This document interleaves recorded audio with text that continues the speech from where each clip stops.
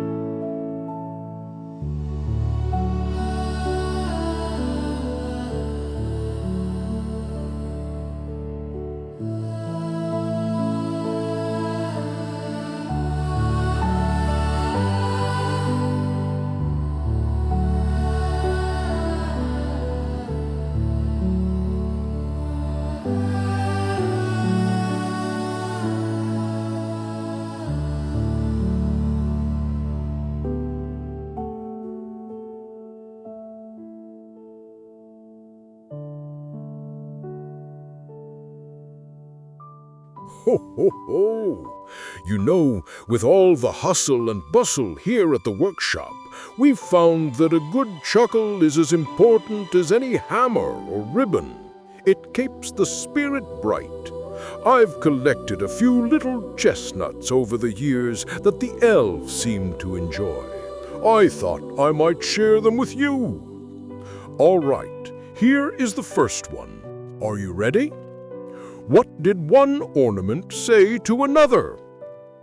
I like hanging with you. Ho, ho, ho, ho! It's so true, isn't it? The best part of decorating the tree is simply being together. Now, how about this?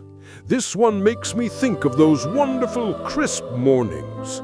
What do snowmen eat for breakfast? Frosted flakes, of course. Ho, ho, ho, ho. I believe I saw a snowman just this morning enjoying a bowlful. He even offered me some. All right, one more for you. This one is a particular favorite of my dear wife, who has a wonderful way with words. What do you call Santa's little helpers? Subordinate clauses! Ho, ho, ho, ho, ho. It is quite clever. A good reminder that every single one of us, no matter our role, is a very important part of the whole story. It feels good to laugh. A shared smile is a wonderful gift, you see. It warms the heart and makes the world feel just a little bit kinder. Never be too busy to share a moment of joy.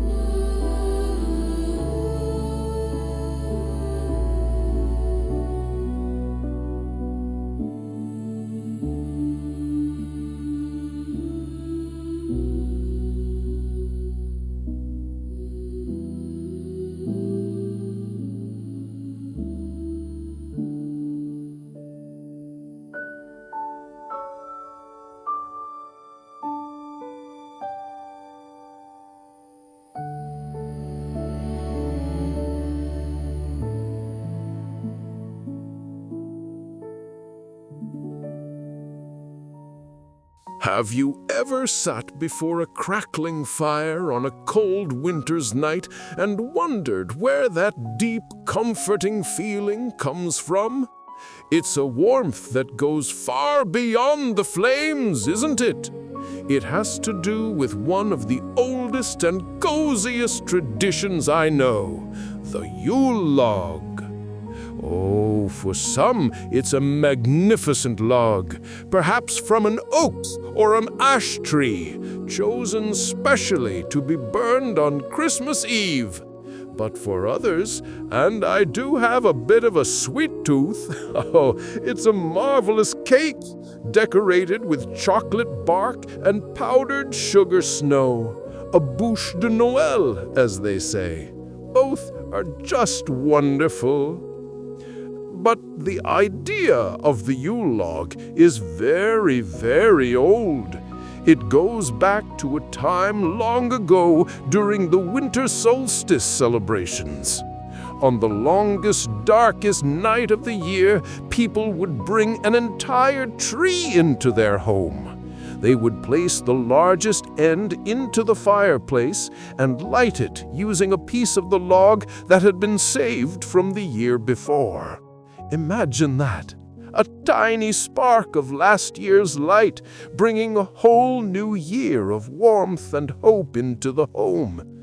It was a promise, you see, a promise that even in the deepest dark, the light would always return. I've always loved that thought, the idea that we carry the warmth of our past with us to light the way for our future. It's what traditions are all about, aren't they? Connecting us to those who came before. So, whether you are gathered around a blazing fire or sharing a delicious slice of that beautiful Yule log cake with your family, the spirit of the tradition is the same. It's about bringing light into the darkness, warmth into the cold, and sharing that joyful glow with the ones you love. It's a lovely, simple way to keep the light of Christmas burning bright year after year.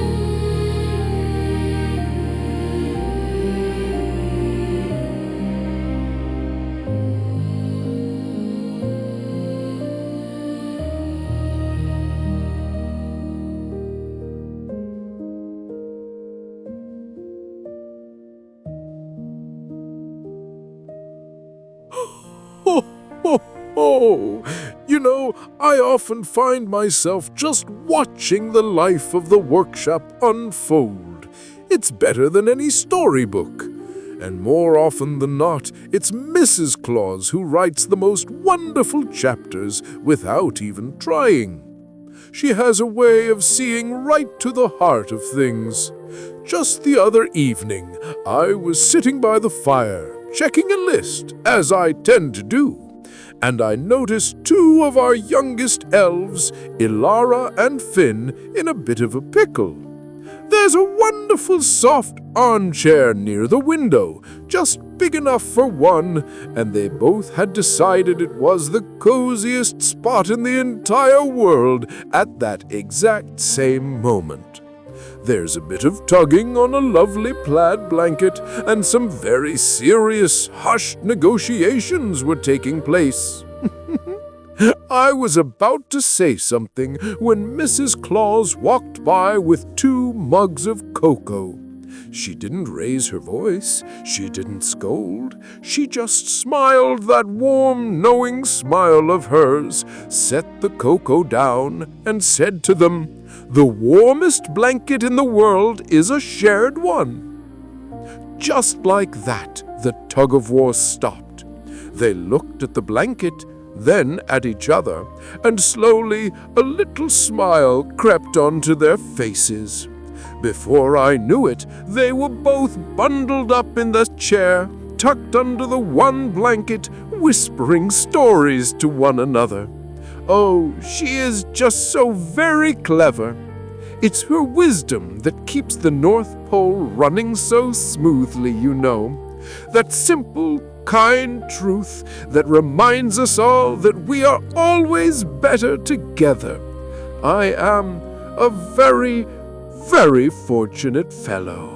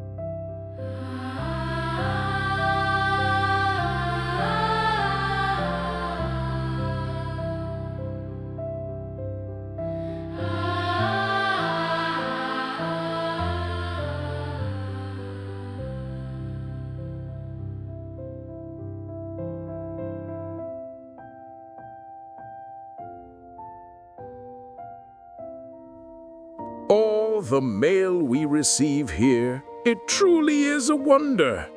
The workshop quiets down in the evenings, the elves are all tucked in their beds, and I like to sit here with a warm cup of cocoa and read.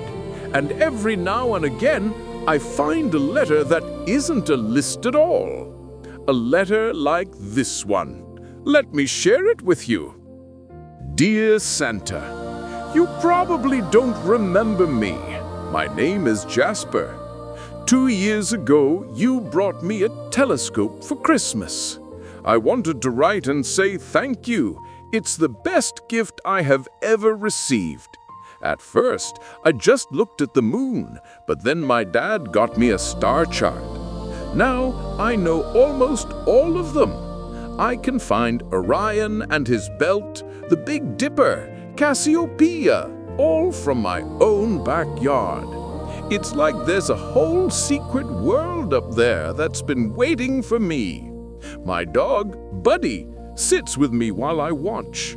I even found a little group of stars near the North Star that looks just like him when he's chasing his tail.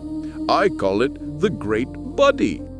I'm not asking for anything this year. I just wanted you to know that your gift changed everything for me. Thank you, your friend Jasper. Oh my, Jasper, your letter is its own kind of gift, you know. It just goes to show you, doesn't it?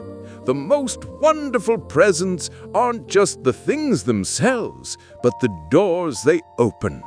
A telescope isn't just glass and metal, it's a key to the entire universe. A box of paints can unlock 1,000 unseen worlds. A simple ball can be the start of a lifelong friendship. And to think, there is a new constellation in the sky, known only to you and Buddy. Oh, that is the real magic. It's the wonder you find for yourself, the joy you create. So thank you, Jasper, and never stop looking up. There are so many more stars waiting for you to find them.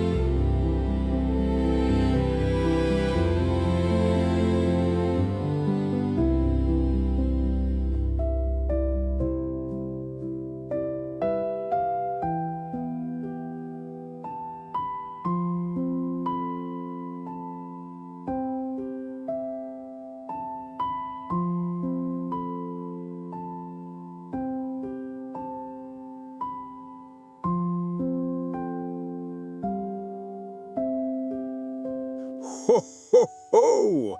Oh, hello there. I was just sitting here with my great ledger. The fire is crackling nicely, and the pages seem to glow in the light. Every now and then, an entry appears that is so full of warmth, it makes my old heart feel brand new. I've just seen a couple that I think you might like to hear about. Let's see here. This one is from a little farming village in Ireland. A young fellow named Thin. For weeks, this boy had been saving up his allowance. I could see him thinking about a shiny new toy car he wanted. But then he saw his neighbor's dog. A sweet old border collie had a whole litter of new puppies right there in the cold barn. And what did Finn do? He took all his savings, every last coin, and bought the fluffiest, warmest blanket he could find for that little family of pups. He didn't get his toy car, but he got something much, much better. He found the joy that comes not from getting, but from giving. That's a powerful kind of magic, you know, true selflessness. And then I turned the page, and my goodness, the story travels all the way to a windswept beach in Chile. I saw a whole classroom of children. Instead of playing on their Saturday, they followed their teacher down to the shore. The waves had brought in so much rubbish, so much plastic and trash. It wasn't safe for the sea lions, who loved to sun themselves on the rocks. So what did they do? They worked all morning, filling bag after bag until the beach was clean and beautiful again. They weren't asked to do it. They simply saw a need and chose to be the helpers. They were being caretakers of their corner of the world. Seeing entries like that, one small act of kindness for a family of puppies and a group of children caring for the sea, it just fills me with such hope. It reminds me that goodness isn't always loud. Often it's a quiet choice made in a barn or on a beach. And those choices, well, they are the brightest lights of all. Ho, ho, ho! They truly are.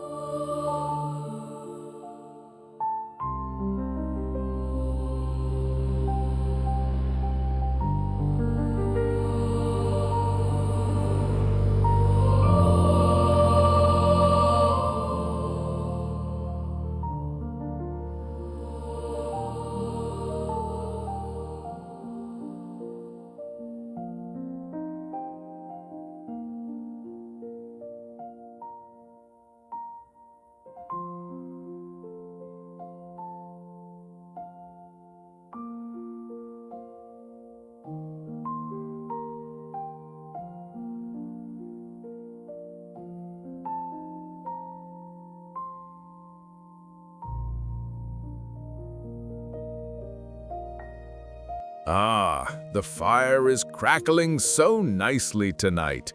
It puts me in the mood for a story. You know, so many of the wonderful things we enjoy at Christmas have a story behind them. A beginning born from a simple, beautiful idea. I was just thinking of one such tale. Perhaps you'd like to hear it. It's an old story here at the North Pole, one we call Lyra and the Frozen Moonlight. It's a good one. There was once a young elf named Lyra, who was one of our finest weavers. She could spin threads so fine they were like whispers, and weave colors that seemed to hold the warmth of summer sunshine. But one year, as the great winter settled in, she felt a sadness in her heart she couldn't quite explain. She would look out from her workshop at the magnificent evergreen trees standing so strong and proud in the snow. She loved them, of course, but in the long winter nights they looked so plain. She longed to give them a gift, a touch of the magic she felt inside. One night, unable to work, she bundled up and went for a quiet walk in the silver light of the full moon. She walked farther than usual, drawn by a curious stillness in the air. The familiar sound of the cascading falls deep in the woods was gone. When she arrived, her breath caught in her throat. The entire waterfall had been flash frozen by a sudden deep frost. It was a spectacular sculpture of ice, and as the moon shone down upon it, every single icicle, from the grandest pillars to the tiniest little drips, began to shimmer and sparkle. It looked like the river had been woven from pure liquid starlight. "Frozen moonlight," Lyra whispered to herself. That was it. She ran back to her workshop, her heart soaring. She didn't reach for wool or silk. No, she went to her finest silver spools and began to spin. She worked all through the night, her hands flying, trying to capture that perfect, delicate shimmer she had seen. By morning, she had created thousands of thin, sparkling strands. She took them outside to the nearest evergreen, and ever so carefully she draped them over the branches. They caught the first light of dawn and glittered with a magic all their own, just like the waterfall in the moonlight. Well, you can imagine how everyone felt when they saw it. It's a lovely reminder, isn't it, that sometimes the most wonderful inspirations are not things we invent out of thin air, but quiet moments of beauty we simply notice. The world is always showing us its magic. We just have to be looking for it.